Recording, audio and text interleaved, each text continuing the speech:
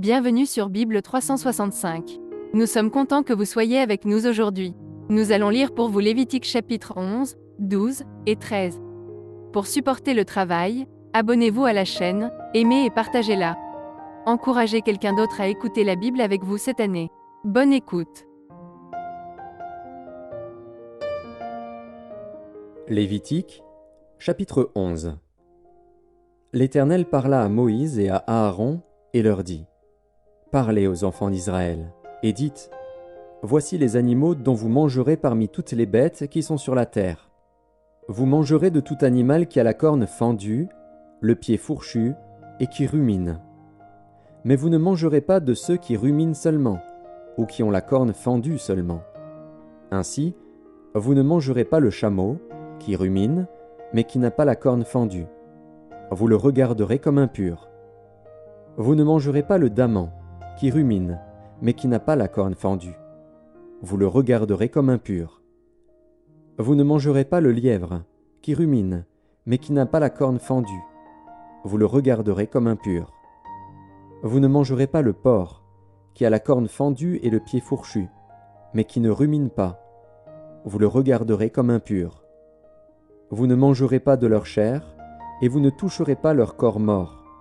Vous les regarderez comme impurs. Voici les animaux dont vous mangerez parmi tous ceux qui sont dans les eaux. Vous mangerez de tous ceux qui ont des nageoires et des écailles, et qui sont dans les eaux, soit dans les mers, soit dans les rivières. Mais vous aurez en abomination tous ceux qui n'ont pas des nageoires et des écailles, parmi tous ceux qui se meuent dans les eaux et tout ce qui est vivant dans les eaux, soit dans les mers, soit dans les rivières. Vous les aurez en abomination, vous ne mangerez pas de leur chair, et vous aurez en abomination leur corps mort.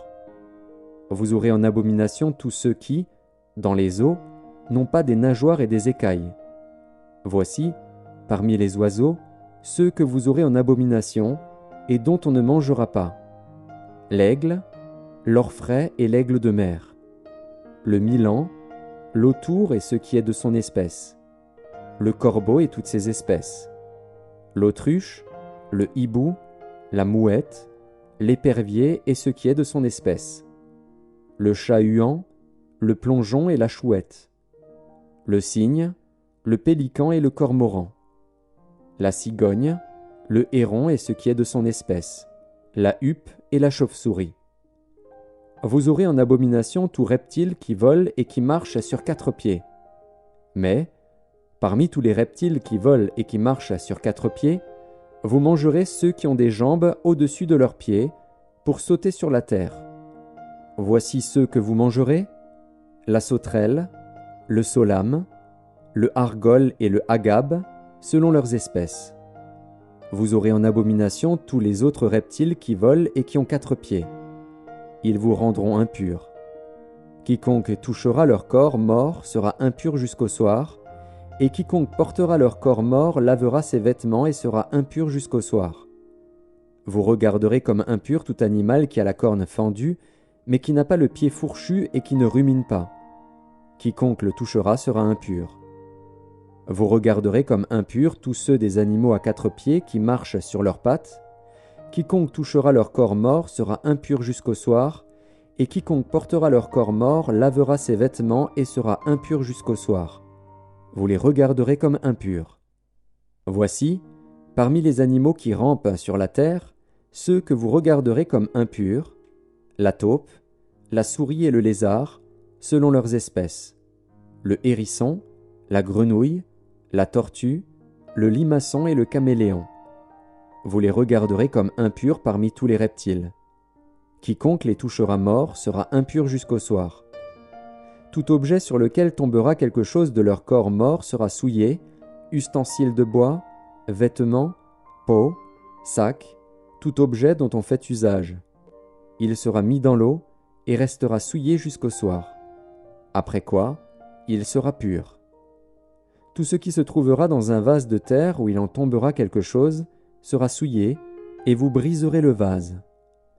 Tout aliment qui sert à la nourriture, et sur lequel il sera tombé de cette eau, sera souillé. Et toute boisson dont on fait usage, quel que soit le vase qui la contienne, sera souillée. Tout objet sur lequel tombera quelque chose de leur corps mort sera souillé. Le four et le foyer seront détruits. Ils seront souillés, et vous les regarderez comme souillés. Il n'y aura que les sources et les citernes, formant des amas d'eau, qui resteront purs, mais celui qui y touchera de leur corps mort sera impur. S'il tombe quelque chose de leur corps mort sur une semence qui doit être semée, elle restera pure. Mais si l'on a mis de l'eau sur la semence, et qu'il y tombe quelque chose de leur corps mort, vous la regarderez comme souillée. S'il meurt un des animaux qui vous servent de nourriture, celui qui touchera son corps mort sera impur jusqu'au soir. Celui qui mangera de son corps mort lavera ses vêtements et sera impur jusqu'au soir, et celui qui portera son corps mort lavera ses vêtements et sera impur jusqu'au soir. Vous aurez en abomination tout reptile qui rampe sur la terre, on n'en mangera point. Vous ne mangerez point, parmi tous les reptiles qui rampent sur la terre, de tous ceux qui se traînent sur le ventre, ni de tous ceux qui marchent sur 4 pieds ou sur un grand nombre de pieds, car vous les aurez en abomination. Ne rendez point vos personnes abominables par tous ces reptiles qui rampent. Ne vous rendez point impurs par eux, ne vous souillez point par eux, car je suis l'Éternel, votre Dieu. Vous vous sanctifierez, et vous serez saints, car je suis saint. Et vous ne vous rendrez point impurs par tous ces reptiles qui rampent sur la terre. Car je suis l'Éternel, qui vous ai fait monter du pays d'Égypte, pour être votre Dieu, et pour que vous soyez saints, car je suis saint. Telle est la loi touchant les animaux, les oiseaux, tous les êtres vivants qui se meuvent dans les eaux, et tous les êtres qui rampent sur la terre, afin que vous distinguiez ce qui est impur et ce qui est pur, l'animal qui se mange et l'animal qui ne se mange pas. Lévitique, chapitre 12. L'Éternel parla à Moïse et dit : Parle aux enfants d'Israël et dis : Lorsqu'une femme deviendra enceinte et qu'elle enfantera un mâle, elle sera impure pendant 7 jours. Elle sera impure comme au temps de son indisposition menstruelle. Le 8e jour, l'enfant sera circoncis.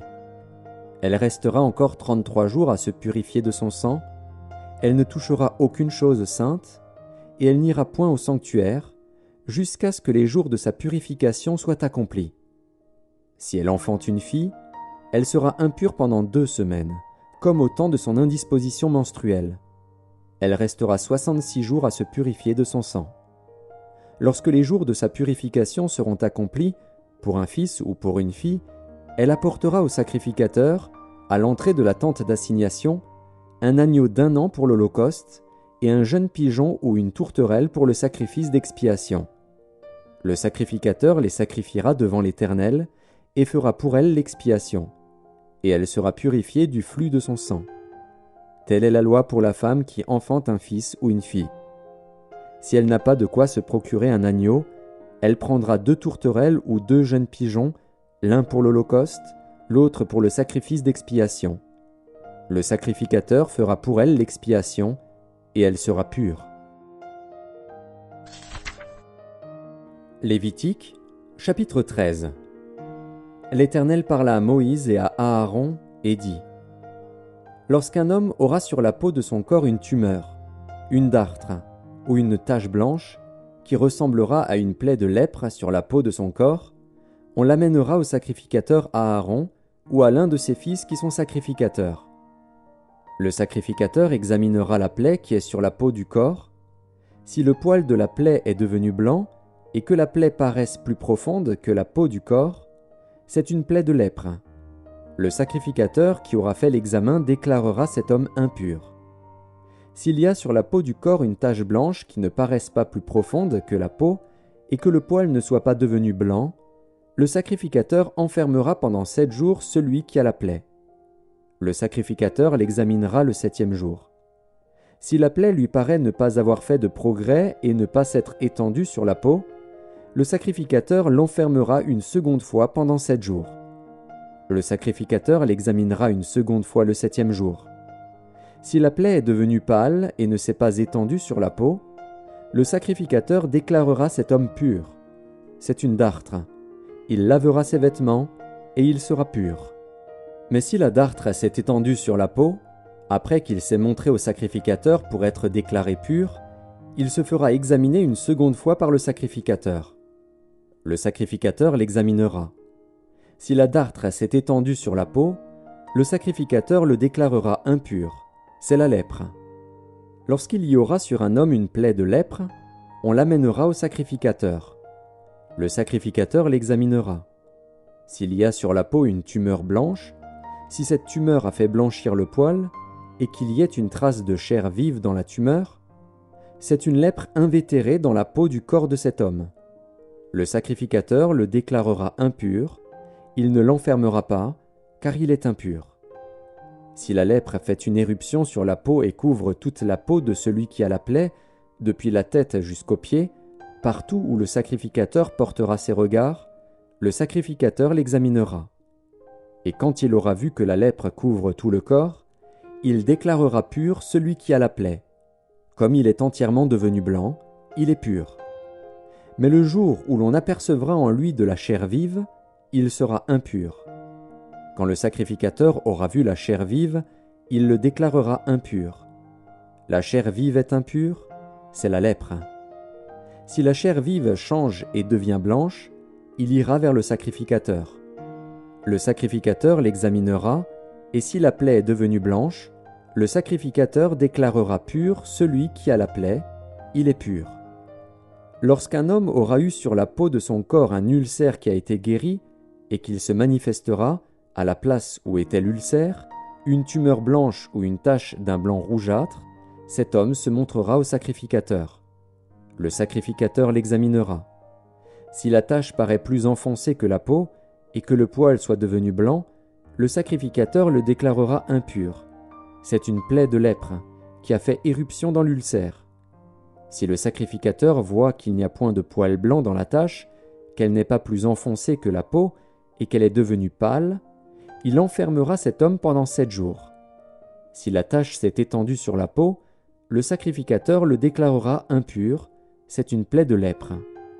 Mais si la tache est restée à la même place et ne s'est pas étendue, c'est une cicatrice de l'ulcère. Le sacrificateur le déclarera pur. Lorsqu'un homme aura eu sur la peau de son corps une brûlure par le feu, et qu'il se manifestera sur la trace de la brûlure une tache blanche ou d'un blanc rougeâtre, le sacrificateur l'examinera.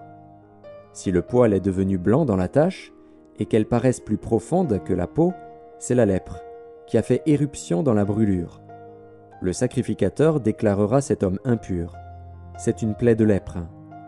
Si le sacrificateur voit qu'il n'y a point de poil blanc dans la tache, qu'elle n'est pas plus enfoncée que la peau, et qu'elle est devenue pâle, il enfermera cet homme pendant 7 jours. Le sacrificateur l'examinera le 7e jour.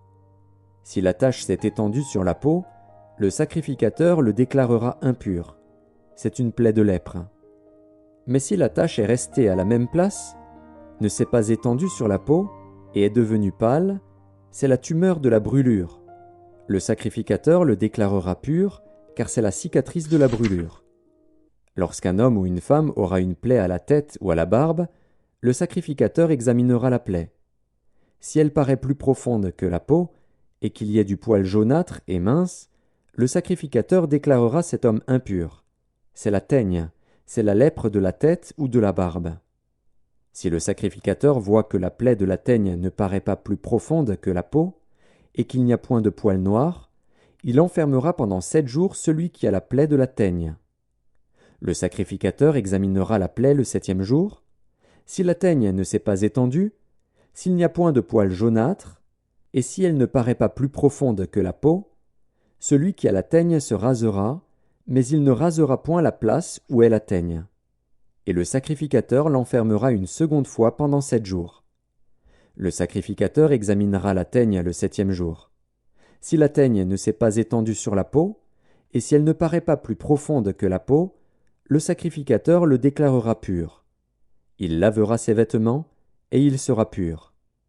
Mais si la teigne s'est étendue sur la peau, après qu'il a été déclaré pur, le sacrificateur l'examinera. Et si la teigne s'est étendue sur la peau, le sacrificateur n'aura pas à rechercher s'il y a du poil jaunâtre. Il est impur. Si la teigne lui paraît ne pas avoir fait de progrès, et qu'il y ait cru du poil noir, la teigne est guérie. Il est pur, et le sacrificateur le déclarera pur. Lorsqu'un homme ou une femme aura sur la peau de son corps des taches blanches, le sacrificateur l'examinera. S'il y a sur la peau de son corps des taches d'un blanc pâle, ce ne sont que des taches qui ont fait éruption sur la peau. Il est pur. Lorsqu'un homme aura la tête dépouillée de cheveux, c'est un chauve. Il est pur. Si à la tête dépouillée de cheveux du côté de la face, c'est un chauve par devant, il est pur. Mais s'il y a dans la partie chauve de devant ou de derrière une plaie d'un blanc rougeâtre, c'est la lèpre qui a fait éruption dans la partie chauve de derrière ou de devant. Le sacrificateur l'examinera. S'il y a une tumeur de plaie d'un blanc rougeâtre dans la partie chauve de derrière ou de devant, semblable à la lèpre sur la peau du corps, c'est un homme lépreux, il est impur. Le sacrificateur le déclarera impur, c'est à la tête qu'est sa plaie. Le lépreux, atteint de la plaie, portera ses vêtements déchirés et aura la tête nue. Il se couvrira la barbe et criera « Impur, impur ». Aussi longtemps qu'il aura la plaie, il sera impur. Il est impur. Il habitera seul. Sa demeure sera hors du camp. Lorsqu'il y aura sur un vêtement une plaie de lèpre, sur un vêtement de laine ou sur un vêtement de lin, à la chaîne ou à la trame de lin ou de laine, sur une peau ou sur quelque ouvrage de peau, et que la plaie sera verdâtre ou rougeâtre sur le vêtement ou sur la peau, à la chaîne ou à la trame, ou sur un objet quelconque de peau, c'est une plaie de lèpre, et elle sera montrée au sacrificateur. Le sacrificateur examinera la plaie, et il enfermera pendant 7 jours ce qui en est attaqué. Il examinera la plaie le 7e jour. Si la plaie s'est étendue sur le vêtement, à la chaîne ou à la trame, sur la peau ou sur l'ouvrage quelconque fait de peau, c'est une plaie de lèpre invétérée, l'objet est impur. Il brûlera le vêtement, la chaîne ou la trame de laine ou de lin, l'objet quelconque de peau sur lequel se trouve la plaie, car c'est une lèpre invétérée. Il sera brûlé au feu. Mais si le sacrificateur voit que la plaie ne s'est pas étendue sur le vêtement, sur la chaîne ou sur la trame, sur l'objet quelconque de peau, il ordonnera qu'on lave ce qui est attaqué de la plaie, et il l'enfermera une seconde fois pendant 7 jours. Le sacrificateur examinera la plaie après qu'elle aura été lavée. Si la plaie n'a pas changé d'aspect et ne s'est pas étendue, l'objet est impur. Il sera brûlé au feu. C'est une partie de l'endroit ou de l'envers qui a été rongée. Si le sacrificateur voit que la plaie est devenue pâle, après avoir été lavée, il l'arrachera du vêtement ou de la peau, de la chaîne ou de la trame. Si elle paraît encore sur le vêtement, à la chaîne ou à la trame, ou sur l'objet quelconque de peau, c'est une éruption de lèpre. Ce qui est attaqué de la plaie sera brûlé au feu. Le vêtement, la chaîne ou la trame, l'objet quelconque de peau, qui a été lavé, et d'où la plaie a disparu, sera lavé une seconde fois, et il sera pur. Telle est la loi sur la plaie de la lèpre, lorsqu'elle attaque les vêtements de laine ou de lin, la chaîne ou la trame, ou un objet quelconque de peau, et d'après laquelle ils seront déclarés purs ou impurs.